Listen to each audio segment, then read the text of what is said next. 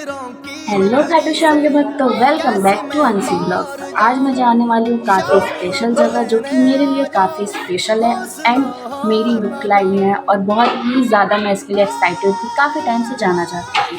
तो गाइस चलिए चलते हैं और मैं आपको दिखाती हूँ कि मैं कहाँ जाने वाली हूँ। बट आप गेस करते रहो और मेरे फुल ब्लॉग में बने रहो। आज का दिन है बहुत ही ज़्यादा खास, क्योंकि मैं जा रही हूँ अपने बाबा के पास, जो मेरे लिए कभी अकल्पनीय था कि मैं कभी दर्शन नहीं कर पाऊंगी क्या, अब वो मेरे लिए वास्तविकता में बदल रहा है। क्योंकि श्री खाटू श्याम बाबा के दर्शन मैं राजस्थान जाकर तो करना अभी मेरे लिए पॉसिबल नहीं है, तो श्री खाटू श्याम बाबा ही आ गए। तो आपने तो सुना ही होगा कि भाव के भूखे होते हैं भगवान। अगर सच्चे भाव से आप भगवान को याद करेंगे तो भगवान स्वयं अपने दर्शन के लिए आपको बुलाएंगे। और फिर रास्ते में आपको ये गुरुद्वारा भी दिखेगा, और ये गुरुद्वारा भी बहुत ही ज़्यादा सुंदर था। और मैं तब तो ज़्यादा एक्साइटेड हो जाती हूँ जब मुझे बजरंगबली के स्वरूप का भी दर्शन मिल जाता है। फाइनली आज हम आ चुके हैं खाटू श्याम धाम, जो कि वाराणसी में स्थित है, लक्सा रोड लक्ष्मी कुंड में। यहाँ के दर्शन मात्र से वही फल मिलता है जो कि आप राजस्थान के खाटू श्याम जी के दर्शन करने मात्र से मिलते हो। तो चलिए आज करते हैं दर्शन हारे के सहारे खाटू श्याम बाबा हमारे। तो चलिए चलते हैं और मैं आपको यहाँ का मार्ग दिखाती हूँ। तो दीना चाट भंडार के जस्ट सामने वाली जो गली है, वहीं से स्टार्ट होता है श्री खाटू श्याम मंदिर का मार्ग। तो मैं भी चलने लगती हूँ उस गली के अंदर, और गली के अंदर आते ही मैं देखती हूँ लेफ्ट साइड में बहुत सारे चित्र बने होते हैं, सारे भगवान देवी देवताओं के, जो कि इस गली को और भी ज़्यादा स्पिरिचुअल बनाते हैं और काफ़ी स्पिरिचुअल वाइब भी देते हैं। और आपको यहाँ आने में बिल्कुल भी प्रॉब्लम नहीं होगी, क्योंकि यहाँ पे सारे सिग्नल्स बनाए गए होते हैं। और आप यहाँ देख सकते हो कि श्री खाटू श्याम बाबा को गुलाब का फूल चढ़ता है, तो हम लोग यहाँ से गुलाब का फूल और कुछ प्रसाद लेंगे और फिर आगे बढ़ने लगते हैं। सो फाइनली गाइज मैं पहुँच चुकी हूँ श्री खाटू श्याम मंदिर, जो कि वाराणसी में है। और मैं यहाँ पहुँचते ही बहुत ही ज़्यादा भावुक हो जाती हूँ, क्योंकि होता है ना, जब आपको किसी चीज़ की बहुत टाइम से वेट हो और वो चीज़ आपकी लाइफ में हो, तो आप बहुत ही ज़्यादा खुश तो होते ही हो, पर बहुत ही ज़्यादा भावुक भी हो जाते हो।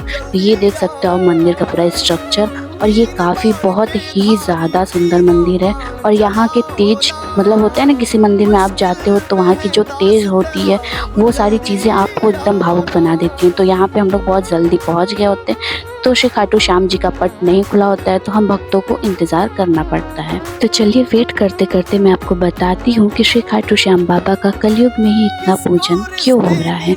तो महाभारत युद्ध कौरव और पांडव दो लोगों के बीच में हो रही थी, और जो बर्बरी थे वो कौरवों के साइड से थे, और उनके पास सिर्फ 3 बाण थे, और उन 3 बाणों में इतनी ताकत थी कि वो पूरा युद्ध समाप्त कर सकते थे। तो ऐसा श्री कृष्ण जी को पता चलते ही वो बर्बरी के पास जाते हैं और उनसे बोलते हैं कि हे बर्बरी, तुम मुझे अपने शीशों का दान दोगे? तो वो बिना कुछ सोचे समझे बर्बरी ने उन्हें अपने शीश दान कर दिए, बट उनसे शर्त रखी कि मैंने तो आपको शीश दान कर दिए, बट मुझे ये पूरा युद्ध देखना है।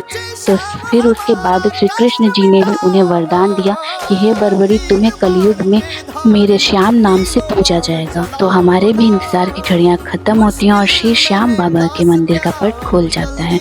तो श्री श्याम बाबा के मंदिर का जो गर्भगृह है वो भी सोने का बना होता है, जैसे श्री विश्वनाथ बाबा के मंदिर का गर्भगृह सोने का है। श्री खाटू श्याम बाबा को भक्त कई नामों से जानते हैं, जैसे कि 3 बार धाड़ी, कलयुग के अवतारी, श्री खाटू श्याम बाबा, श्री श्याम बाबा।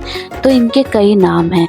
हर भक्त का अलग भाव, अलग नाम से इनको बुलाना, और इनके दर्शन मात्र से ही भक्त के दिल में सुकून मिलना।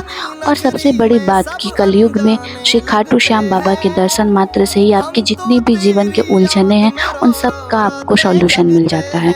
तो मैं भी यहाँ पे दर्शन करने के लिए आगे बढ़ने लगती हूँ, क्योंकि सारे लोग बढ़ते हैं, लाइन वाइज दर्शन यहाँ पे मिलता है और काफ़ी भीड़ नहीं होती, ईजिली आप दर्शन कर सकते हो। हम लोग भी आरती में भी शामिल हुए, उसके बाद दर्शन किए, और यहाँ दर्शन करने के बाद मुझे लगा कि असली शांति क्या होती है। मतलब विचलित मन को अगर शांत करना हो ना, तो आप श्री खाटू श्याम धाम आइए, वहाँ दर्शन करिए और आपको हर प्रॉब्लम का सॉल्यूशन मिल जाएगा। तो दर्शन करने के बाद मैं चल देती हूँ घर के साइड, और मुझे लग जाती है काफ़ी ज़्यादा भूख। तो भूख लगने के बाद मैं भी भाई बनारसी हूँ, और बनारसी क्या खाते हैं, पूरी सब्जी और जलेबी। तो मैं भी यहाँ आ जाती हूँ पूरी सब्जी जलेबी खाने के लिए। और आपको मेरा ये श्री खाटू श्याम धाम का ब्लॉग कैसा लगा ज़रूर बताना, और ऐसे ही ब्लॉग्स के लिए मेरे चैनल को सब्सक्राइब कर लेना।